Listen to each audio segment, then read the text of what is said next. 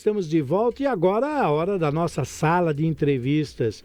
Eu tenho a honra e o prazer de receber aqui o Dr. Bruno Cristaldi, advogado, eleitoralista, sócio fundador da Delmanto e Cristaldi. Nós vamos falar aqui sobre como a gente brincou aqui um pouquinho antes de começar, a dança das cadeiras dos candidatos mudando de partido aqui, sobre a legislação, que é muito importante nesse momento, para que ninguém cometa nenhum erro que pode ser fatal no final. Doutor Bruno, muito obrigado, seja muito bem-vindo ao DN2 desta terça-feira, acabou o mês, 31 de março, já finalizamos o mês. Obrigado, seja muito bem-vindo, doutor. Gil, eu que agradeço a oportunidade de poder passar um pouco de conhecimento, ainda mais agora de um assunto que é um dos poucos que eu acho que eu consigo contribuir no cenário jurídico nas eleições de 2026.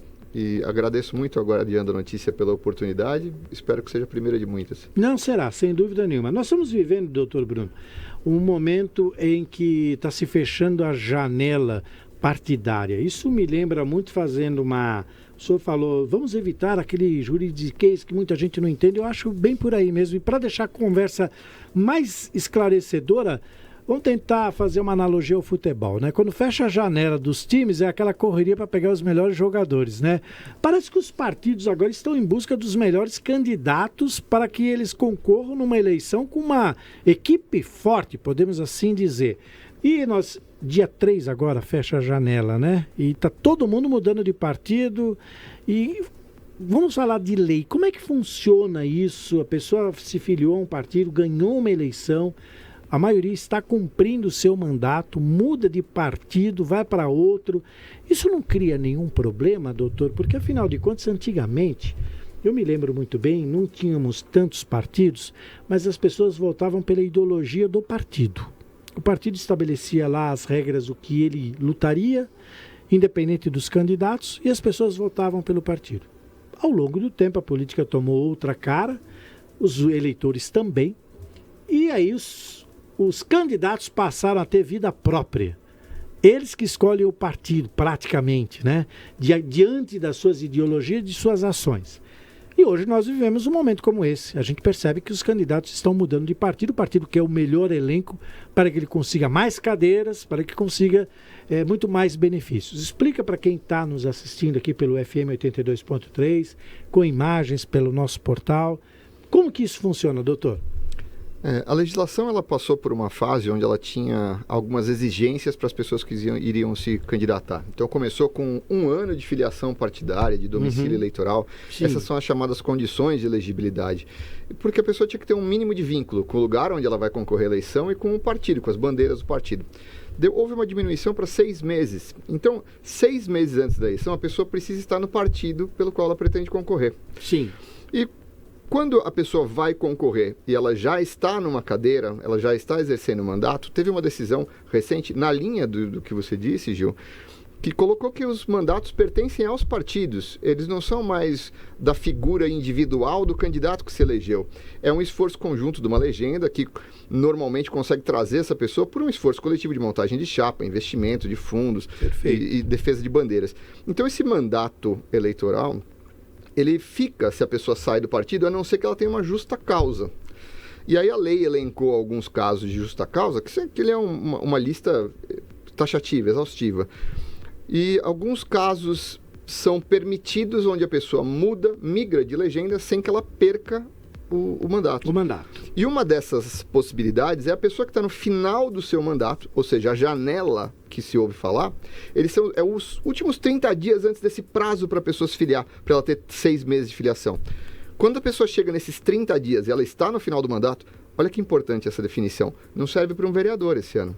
O vereador está no meio de um mandato. Sim, exatamente. Para deputados federais, deputados estaduais, não vamos falar nem de governador nem de senador, porque são cargos chamados de majoritário, eles não são afetados por essa... Se eles saem do partido, eles não perdem o mandato. Sim. A infidelidade partidária não alcança eles.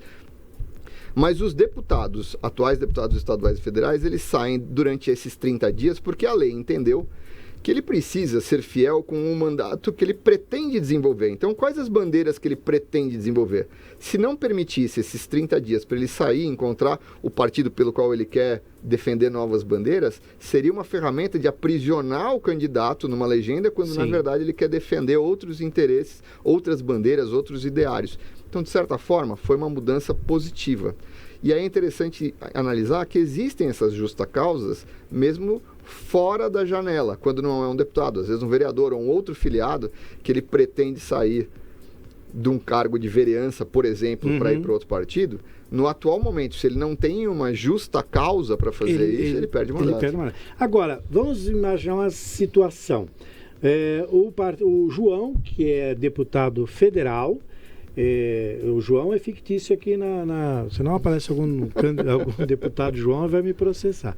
O João, ficticiamente falando, é deputado federal e ele muda de partido, mas ele não é obrigado a sair do seu cargo para disputar uma reeleição. Ele continua como deputado. O cargo de deputado, ele não exige essa saída. Mas o cargo majoritário, ele precisa, por exemplo, não para uma reeleição, mas se existe um governador de um estado que pretende, já está no seu segundo mandato, não pode ir para um terceiro, e ele vai se candidatar a deputado federal, por exemplo, ele precisa sair, deixar o governo do estado com 6 meses de antecedência. Esse prazo de antecedência, ele varia de 3 a 6 meses, ele é chamado de prazo de desincompatibilização. O nome é feio, mas é uma coisa simples. Se a pessoa tem um excesso de exposição, dada a figura que ele ocupa na administração ou em algum órgão, ele tem que sair para que seja respeitado o que o direito chama de paridade entre os concorrentes. Perfeito. Para concorrer em igualdade de armas. Que é o que eles costumam falar, está usando a máquina para se promover, né? Porque ele vai numa inauguração, ele vai entrega uma série de coisas, e ele acaba usando disso.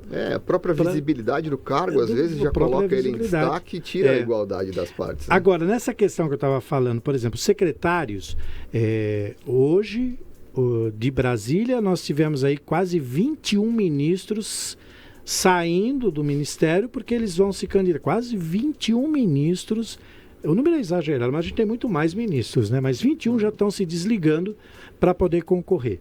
Em São Paulo, nós também tivemos diversos secretários que estão indo embora para poder se candidatar. Como diz a lei, eles são obrigados a largar. No caso de um deputado e que ele foi eleito pelo partido X, ele muda de partido agora, ele continua como deputado, mas o senhor disse que o mandato era do partido e não do candidato. Como é que fica essa situação? O partido ele continua sendo dono da legenda nos casos em que não há justa causa ou que não há saída durante a janela. Ele continua no partido o mandato se não houver justa causa. Mas janela e justa causa, e aí em justa causa existem tanto o caso da Constituição Federal, artigo 17, parágrafo 5º, onde ele fala, olha, um partido não atingiu a cláusula de desempenho, então está autorizado o filiado, o eleito, a sair dessa legenda, porque ela não deu condições dele exercer o mandato. Tanto quanto perseguição pessoal, grave mudança de ideário partidário. Claro. Tem algumas questões e até uma mudança recente onde mudar para o partido ter se formado uma federação ou a migração para uma legenda nova já não tem mais tanta segurança de mudar sem perder a legenda. Entendi. Mas nos outros casos, a legenda é do partido. Isso veio numa onda que precisou resgatar o partidarismo. No Brasil tinha muito a figura do candidato isolado de partido. Ele era o salvador da pátria. Sim. E dava a impressão que o partidarismo estava sendo forçado. Era uma coisa vinda no fórceps na legislação. Aí trabalhou-se isso para mostrar que esse esforço é um esforço coletivo, principalmente nos cargos proporcionais, que são as eleições de vereador, deputado estadual e deputado federal, porque de fato é um esforço coletivo. É a votação de uma chapa inteira que vai decidir as cadeiras. Por isso não dá para encarar como sendo uma coisa de posse de um dos candidatos. De um dos candidatos. A notícia de última hora, a Ana Carolina Serra, que está mudando agora. Ela vai para o PSDB, a cerimônia vai ser na Alesp, logo mais à noite. Sim. O Paulo Serra, o marido dela, é o presidente do partido, né? Então ela deixa o Cidadania e vai para o PSDB. A cerimônia vai ser agora. Nós tivemos diversas cerimônias aí de mudanças, tá aí a Ana Carolina, na tela, para quem quiser acompanhar, é a esposa do ex-prefeito de Santo André, Paulo Serra, atual presidente do PSDB. Ela sai do Cidadania e vai para o PSDB. Tivemos aí outros tantos candidatos que mudaram de partido. O senhor acha que essa mudança no cenário, porque a gente tem dois cenários, né? O eleitor, ele basicamente não entende muito dessa questão. Ele vota exatamente na figura do candidato. Eu falei aqui numa conotação no passado, mas hoje é notório que é o candidato que consegue os votos e não o partido. Através da sua simpatia, da sua competência, do seu poder de abrangência nessa questão de apuração de votos. Mas no setor jurídico, essa mudança de cadeiras que a gente falou aqui logo no começo, fazendo uma analogia ao próprio futebol, o senhor acha que é saudável para a política brasileira? Eu acho que talvez o prisma de se analisar essa questão, ele não seja tão simples de imaginar que exista um cenário ideal. Porque se nós não permitíssemos a mudança de cadeira, nós iríamos estar amarrando os projetos futuros ao projeto atual. Então, uma pessoa que vê a necessidade dos seus eleitores agora de defender determinadas bandeiras, ele teria que não assumir aquelas novas bandeiras na legenda ideal. Perfeito. Porque ele estaria amarrado, e esse seria uma forma dos partidos amarrarem as pessoas e não permitirem que elas defendessem os interesses do público que eles pretendem representar. Perfeitamente. A gente sabe dessa questão porque às vezes a linha de pensamento do partido muda ao longo do tempo e aqueles... Eu acho que o exemplo mais básico que a gente tem é o próprio PT. Os fundadores do PT, da ideologia do PT no início para o que o PT é hoje. Eu já ouvi de gente lá de dentro que esteve na formação do partido que muita coisa mudou, obviamente, assim como diversos partidos. Os partidos que a gente considera de uma forma... Pois não, pode falar. Gil, uma coisa que você falou é interessante. Eu falei muito dessa parte de onde veio a intenção jurídica dessa mudança, mas... No mundo real, existe toda a acomodação partidária, o cálculo de quociente eleitoral das chapas, saber quantas cadeiras seriam alcançadas com determinada composição, média de votos de cada um. E isso, às vezes, leva em consideração uma série de análises que inclui, por exemplo, saber... Eles têm um jargão que é um medalhão de cada chapa. Então, tem alguns que vão fazer uma votação mais expressiva, precisa fazer um cômputo se todos os votos de uma chapa vão fazer determinado número de cadeiras, eles vão ver quais são os mais prováveis de entrar. Então, às vezes, um candidato está numa faixa intermediária. Ele quer buscar uma chapa onde ele tendo uma previsão, uma expectativa de votação, ele imagina, se eu tiver naquela chapa, eu tenho mais chance ou menos chance de ser eleito? Eu vou ter mais peso ou menos peso político depois como quem contribuiu na eleição daquelas cadeiras? Então, é lógico que existe toda uma análise política que não é simplesmente ideológica, é uma análise prática que se faz. Prática, né? É exatamente a formulação da pergunta, a próxima pergunta, era mais ou menos em relação a isso, justamente porque existem candidatos que têm mais votos do que o outro, mas não assumem por conta dessa matemática que é feita, e ele, principalmente em vereadores, por exemplo. Eu já vi cidades em que o vereador tem 400 votos, ele é eleito por conta do partido, e o outro teve 600 e não vai. Ele não vai. Porque o partido dele era aquele que eu falava de nanico, que é uma palavra feia, mas é como eles chamam, né? O partido nanico e tal. O sujeito sai de um partido nanico e tenta... Por quê? Porque o partido não consegue essa matemática suficiente para eleger o candidato. E aí fica ruim para ele, né? Ele é bom estar jogando um time pequeno. Né? Existe ainda um complicador que o cálculo de cadeiras não é uma coisa simples. Mesmo as pessoas que trabalham na área, para ver cálculo de sobra, ele é um cálculo complexo, para ver sobras das sobras. E tudo. Mas a base, o raciocínio básico disso é imaginar que existe um número de cadeiras, que é o número do Estado. E aí, a cada tantos eleitores, divide os eleitores pelo número de cadeiras, você sabe o quociente eleitoral.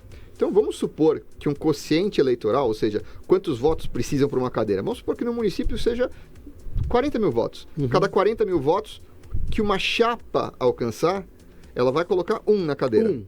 Então, se uma chapa teve 90 mil votos, 40 mil pôs um, mais 40 mil pôs outro, o terceiro não vai ter cadeira. Uhum. Agora, se uma outra chapa teve pessoas que tiveram votação mais expressiva, pode ser que a pessoa que ficou sem a cadeira, ela isoladamente, ela tenha tido mais votos do que o outro que entrou. Sim. É o que a gente fala, arrastou, né? Tal candidato arrastou fulano de tal por conta dos seus votos. Deu uma mudada nisso depois do efeito Tiririca. Eles mudaram a lei para não ter um mínimo de que eles chamam de votação nominal mínima. Ou seja, o sujeito tem que ter um mínimo de representatividade, senão ele não pode nem ser arrastado junto. Né? Exatamente. A gente, olha como passa o tempo. A gente já está indo para os 3 minutos finais do nosso bate-papo. Eu queria que o senhor... nós estamos às vésperas, no ano de eleição. Quando eu falo às vésperas, você fala, poxa, mas nós estamos em abril, o negócio é em outubro, mas está voando. Daqui a pouquinho só estava indo aqui dar entrevista falando dos números e como é que esses candidatos entraram. Numa visão global, eu queria que o senhor fizesse um resumo de como o senhor vê esta eleição que nós vamos ter aí para cargos importantíssimos para o nosso país. Todas as eleições são importantes, todos os cargos são importantes. Mas dessa vez vem deputado federal, deputado estadual, senador, 2 senadores, governador, presidente. Poucas pessoas sabem que vão votar 2 vezes para senador. 2 vezes para senador, exatamente. É uma eleição que requer uma responsabilidade do eleitor e uma conscientização política muito grande. Eu queria que o senhor desse nas suas considerações finais, inclusive o seu parecer e o seu conselho para os eleitores. Eu sou um eleitor e eu sou carente desse tipo de conselho, porque às vezes a gente tem uma visão muito jornalística ou muito política e acaba fechando aos olhos a verdadeira situação, a realidade. Como o senhor disse, mudou, né? Mas muita gente votava no Tiririca para tirar um barato e elegia um bando de caras que estavam até... pela lei da ficha limpa, não passariam nem na porta do partido. Mas, né? Suas considerações finais, doutor? Eu acho que esse pleito de 2026, ele tem um lado positivo e um lado negativo do ponto de vista do eleitor. O lado positivo é que nós temos a informação muito mais acessível, difundida. É fácil pesquisar, acompanhar a vida pregressa, pegar alguns sites que analisam como essas pessoas se posicionaram em votações, aqueles que já foram testados em urna. Analisar realmente o que cada um traz de bagagem e não simplesmente acompanhar uma propaganda eleitoral, uma propaganda pré-eleitoral que é colocada na internet, porque ela só vai mostrar um lado super positivo de todo mundo. E é fácil fazer um vídeo concentrando só pontos positivos. Mas essa pesquisa que o eleitor pode fazer hoje, quando ele tem a internet na ponta do dedo, ela é talvez mais valiosa do que acompanhar propaganda eleitoral na televisão, redes sociais de candidatos. Fazer uma pesquisa sobre a atuação de cada um, daquelas pessoas que talvez mereçam o seu voto, eu acho que é valiosíssimo. E o lado negativo disso é que nós temos a evolução tecnológica de inteligência artificial generativa criou um slop de conteúdos que não se tem muito como verificar a procedência, a validade. A desinformação chegou num ponto de estar tão difundida que ela é quase maioria. A maioria do conteúdo que se encontra hoje pesquisando é de difícil verificação, se ele é uma coisa confiável ou não. Então, buscar fontes de informações confiáveis, hoje, esse dado confiável, ele é uma riqueza. Saber buscar na Guardiã da Notícia, num jornal confiável, num blog que tem um jornalista respeitável, talvez seja mais importante do que, às vezes, começar a decidir o voto por aquela informação que veio no WhatsApp do grupo, no TikTok, né? Na propaganda eleitoral, no que indica o outro. Então, eu sugeriria para o eleitor, faça pesquisa e nós temos que afastar um estigma que tem da pessoa que quer se candidatar. Porque se nós afastarmos as pessoas de bem, só vão sobrar aquelas que estão extremamente mal intencionadas. Exatamente. Isso já foi dito aqui pela nossa CEO, a nossa diretora Gabriele Tricânico, que já está na hora da gente nivelar a política por cima e esquecer a nivelação por baixo, né? Não é porque um ou dois não prestam que a gente vai nivelar por baixo. Temos que nivelar por cima. Doutor, vamos fazer o seguinte...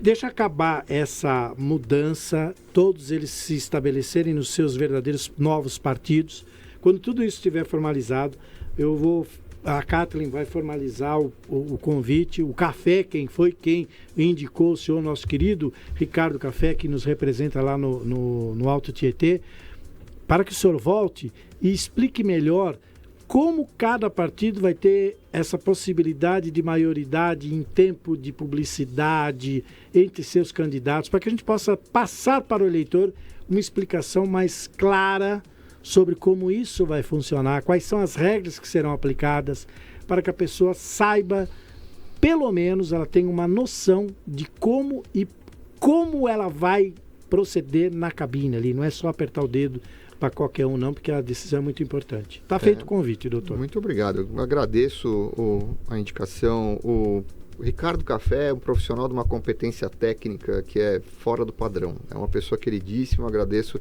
de coração.